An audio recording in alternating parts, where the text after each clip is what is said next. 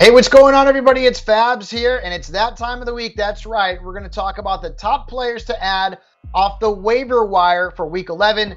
The Buccaneers, Dolphins, Jaguars, Seahawks, all on buys. And for help with some of those players, let's bring in Jen Piacenti. Jen, let's start off at the quarterback position. A little bird told me that Matt Ryan was going to be the guy for the Colts last week. He was, and he had a good stat line. You think he's worth an ad? I do think he's worth an ad. I mean, listen, he has more fantasy points than year than both Matt Stafford and Russell Wilson. On Sunday, he looked pretty good. He passed for 222 yards and a touchdown. He also rushed for 38 yards and a touchdown. He only took one sack and he had no turnovers.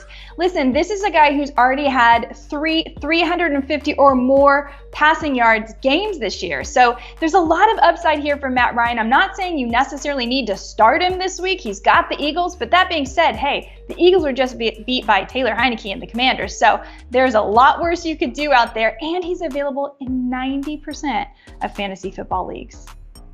And Daniel Jones has got a good matchup this week against the Lions. He could be out there. Marcus Mariota. And this is probably the last week that Deshaun Watson is going to be available on the waiver wire. So if you're okay with having him on your team, you may want to put in a claim. Let's move on to the running back position. We had a little surprise in Germany with Rachaad White starting for the Bucs. Talk about him. Now, Rachaad White is on bye next week, so we're thinking a little bit ahead here, but it was pretty exciting. He actually got the start, as you mentioned. He had 22 attempts for 102 yards on the ground. Now, his next matchup is with the Cleveland Browns, and the Browns have surrendered the second most fantasy points to opposing running backs. So even though Leonard Fournette will likely be back, he did injure his hip, but he should be back after the bye week. There should be plenty go around for both White and Fournette. And by the way, if you need someone for this week, Isaiah Pacheco could be the target. He had 16 carries for 82 yards, didn't even need Clyde Edwards-Helaire to get an injury because he didn't have a single carry, and he's got one of the best fantasy schedules for running backs throughout the rest of the season.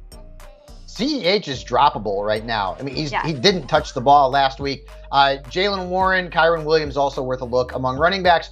At wide receiver, we've actually got some really good options this week, Jen, starting with Christian Watson, who was not kind to my Dallas Cowboys or your Dallas Cowboys. No, but the good news is he finished as the wide receiver 2 this week behind CeeDee Lamb. So at least we have that, Fabs. 3 touchdowns, caught 4 of his 8 targets for 107 yards. And the amazing thing was he had 76% of the team's air yards and 42% of its targets. He's a second-round pick that we expected a lot from. Now he's got to get those drops under control, but maybe, just maybe, Aaron Rodgers has found his guy. Listen, it's entirely possible that Aaron Rodgers will decide Allen Lazard is his guy again, so don't get too excited. But as far as upside, I can't see a player with more, especially with Romeo Doubs on the IR for now. So, you know, as you mentioned, there's lots of guys. You got Kadarius Toney, you've got Paris Campbell, you've got Jarvis Landry. The list is long. You do have options. So if you lost Cooper Kupp, if you're dealing with no Jerry Jeudy this week, there could be some options on your waiver wire. Yeah, you mentioned Cooper Kupp. He's going to be on injured reserve, which means a minimum of 4 weeks. So Van Jefferson should also be on some radars out there, and Donovan Peoples-Jones as well. So moving on to tight end, and this position has taken a big hit this week. Zach Ertz, out. Dallas Goedert, out.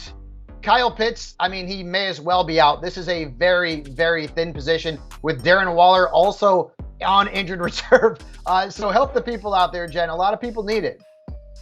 I mean, it's truly extraordinary. Of course, if you can get Cole Kmet, you go get Cole Kmet. The guy is on fire right now, as is Justin Fields. But for most of you, he won't be on the waiver wire. So we're going to pivot. We're going to look at Foster Moreau. Waller is officially on the IR, as you mentioned. He joins Hunter Renfrow there, which means there should be opportunities up the middle for Moreau. He had his best game of the year on Sunday. He caught 3 passes for 43 yards and a touchdown. This week, the matchup is kind of tough. He's got Denver. But after that, Seattle and the Los Angeles Chargers. Those are 2 fantastic matchups for the tight end position. As you mentioned, it's just getting crazy.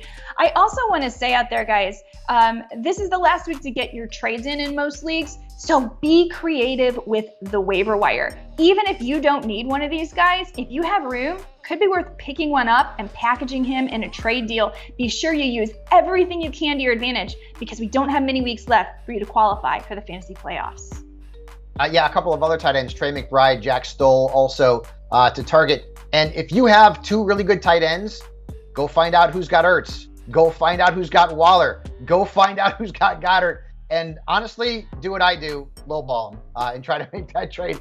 Jen, thank you so much for the great advice as always. And folks, we have got the best fantasy and betting advice on the World Wide Web. If you want to win your league or win some cash, make sure you check us out and be sure to check out the Sports Illustrated YouTube channel where you'll get waiver wire, starts and sits, and so much more. Hit that subscribe button.